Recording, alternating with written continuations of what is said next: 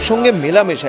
একটা পুজোর তো অনেকগুলো দিক থাকে, একটা চর্চার দিক, একটা গান বাজনা বিদ্যা বিভিন্ন শিল্পকলার মাধ্যম নিয়ে চর্চা, এবং একজন মানুষের সঙ্গে আরেকজন মানুষের মেলামেশা।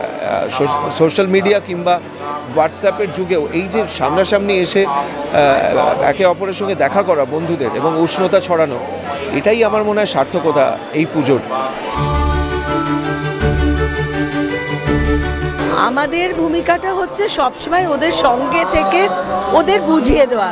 সরস্বতী পুজো একটা চিরকালীন ব্যাপার, মানে ওরা জানে সরস্বতী পুজোয় কী হয়, বাড়িতেও তো শোনে, কিন্তু এই যে স্কুলে এসে সবার সঙ্গে ওরা এই কাজটা করে এবং আমরা পেছন থেকে ওদের যেটুকু মানে গাইড করা বলে সেটা করে দিই।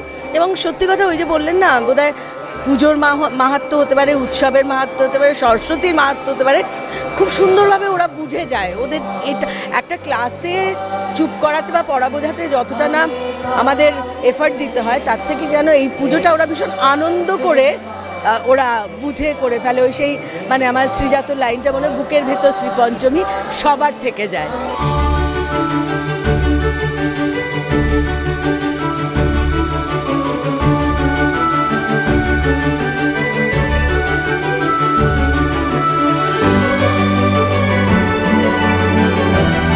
সুকুমার রায়ের সৎপাত্র শুনতে পেলাম পোস্তা গিয়ে, তোমার নাকি মেয়ের বিয়ে, গঙ্গারামকে পাত্র পেলে, জানতে চাও সে কেমন ছেলে? মন্দ নয় সে পাত্র ভালো, রং যদিও বেজায় কালো, তার উপরে মুখের গঠন অনেকটা ঠিক পেঁচার মতন। বিদ্ধে বুদ্ধি বলছি সবাই, ধন্যী ছেলের অধ্যাবসায়, 19টি বার ম্যাট্রিক এসে ঘায়েল হয়ে থামলো শেষে। বিষয় আশয় গরিব বেজায়, কষ্টে শিষ্টে দিন চলে যায়, মানুষ তো নয় ভাইগুলো তার, একটা পাগল একটা গোল।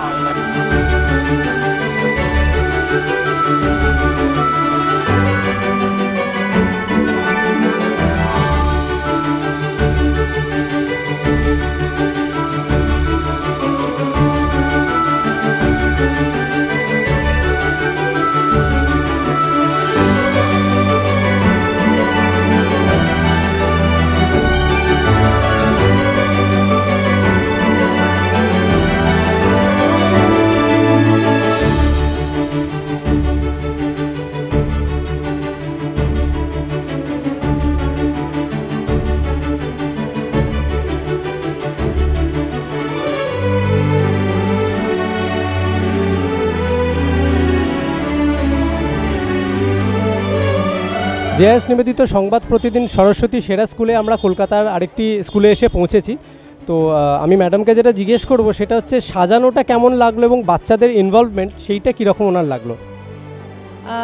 এখানে তো আমি আগেও এসেছি, এবার এসেছি every time I come here. একটা ভীষণ সুন্দর পরিবেশ, প্রতিটা জিনিস তারা খুব চিন্তা ভাবনা করে করেছে, 2.5 মাস ধরে প্রিপারেশন হয়েছে যেটা আমাকে বলা হয়েছে। सभी अच्छा कर रहे हैं, I know, and may goddess Saraswati bless everybody. আজকে আমাদের থিম হচ্ছে জাগৃতি। জাগৃতি মানে হচ্ছে প্রবীণের সঙ্গে নবীনের মেলবন্ধন। আমরা পুরনো যা কিছু আঁকড়ে ধরে বাঁচতে চাই। আমাদের দেখা যায় যে আমাদের সমাজ ব্যবস্থায় যারা বয়স্ক হয়ে যায় তাদেরকে আমরা পিছনে ফেলে দিই, সমস্ত কিছুতে তাদেরকে আমরা অংশগ্রহণ করাই না, হয়তো কেউ কেউ তাদেরকে বৃদ্ধাশ্রমে পাঠিয়ে দেয়। সেটা যেন না হয়, আমরা তো তাদের থেকেই শিক্ষাটা পেয়েছি।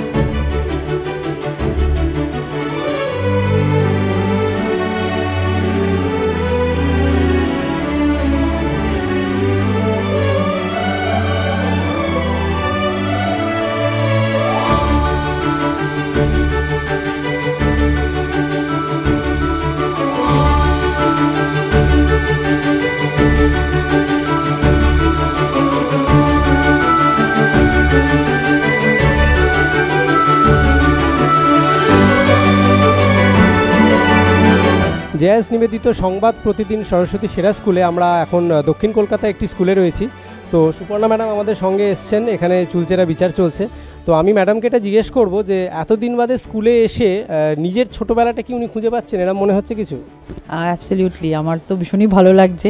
আর এই যে মানে ওদের যে এই এনথুজিয়াজম, এই যে এক্সাইটমেন্ট, যেটা আমার মনে হয় আমারও ছোটোবেলায় এরকম ছিল। সরস্বতী পুজো শুরু হওয়ার আগের দিন থেকেই আমাদের যে প্রস্তুতি, আই এম শিওর এটা তোমরা অনেক আগে থেকেই প্রিপারেশন করেছো। তো খুবই সুন্দর, অ্যান্ড হ্যাঁ, ডেফিনেটলি আমার তো খুবই ভালো লাগছে।